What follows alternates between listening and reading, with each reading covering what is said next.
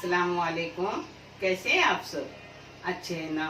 अल्लाह आप सबों को हमेशा अच्छा और खुश रखे, और किसी को कोई तकलीफ हो तो अल्लाह अपनी रहमतों से हर एक के तकलीफ को ख़त्म करे, हर इंसान को पूर्ण पुरसुकून रखे।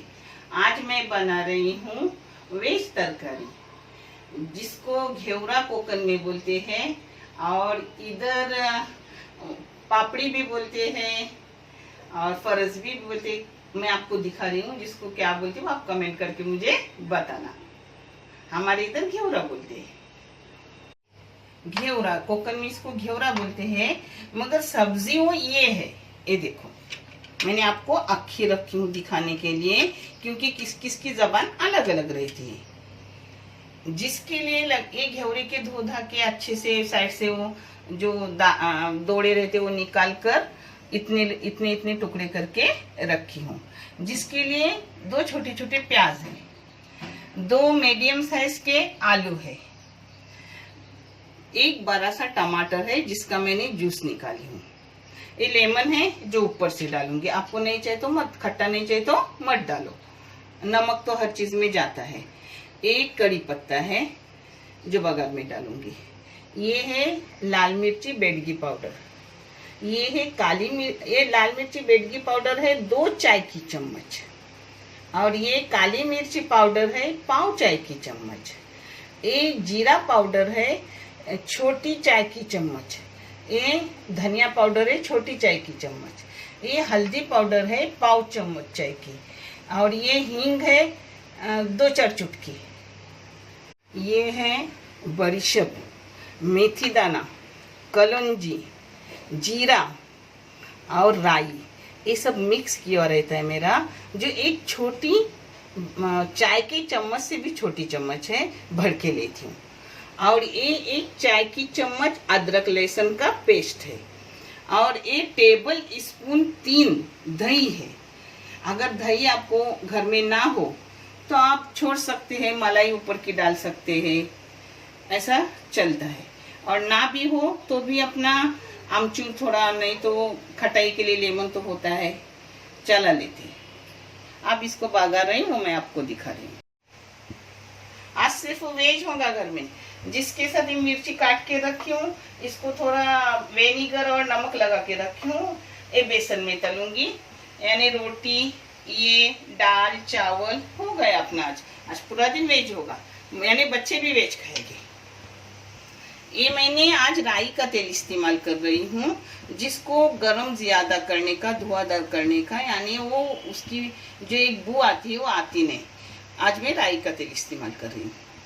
आप अपना धुआंधार गरम हो गया, इसमें जा रही है प्याज। तेल आप कम ज्यादा कर सकते हो। कलर आने के बाद ये अपना सब कलाई हुआ बर्श वगैरह सब इसमें डालने का, इसको भी भूनने में लेने का। अब इसमें डाल रही हूँ अपना 1 चाय की चम्मच अदरक लहसुन का पेस्ट, इसको भी अच्छे से भूनिए। सब भूनने से अच्छा, मगर भूनते वक्त काला नहीं करने का, फिर वो जल गया हुआ अच्छा नहीं लगता बच्चों को इतना।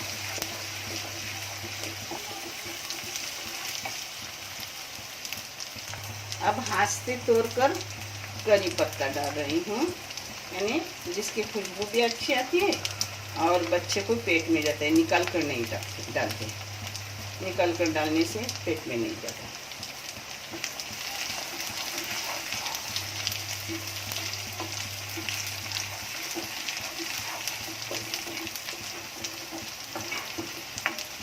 अब इसमें आलू पहले डालूंगी, क्योंकि आलू होने में टाइम जाता है। 2 चम्मच आलू को मारूंगी।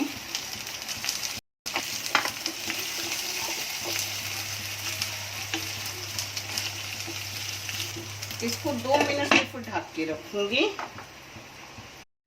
सिर्फ 2 मिनट ढक के रखी।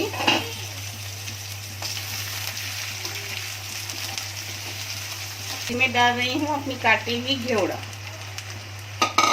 ये घेवड़ा मैं ईशान का भी बनाती हूँ, जो मैंने आपको दी हूँ वीडियो उसका।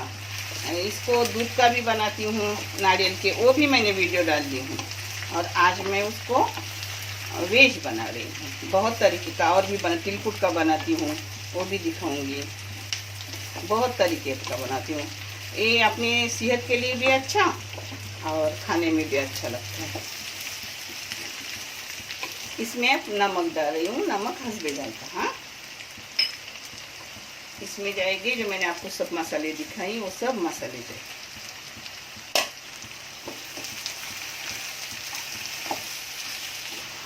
अब मसाले को सब एक जगह अच्छे से कवर हो गया मसाला। अब इसमें जाएगा अपना दही। दही को भी अच्छे से भूनूंगी।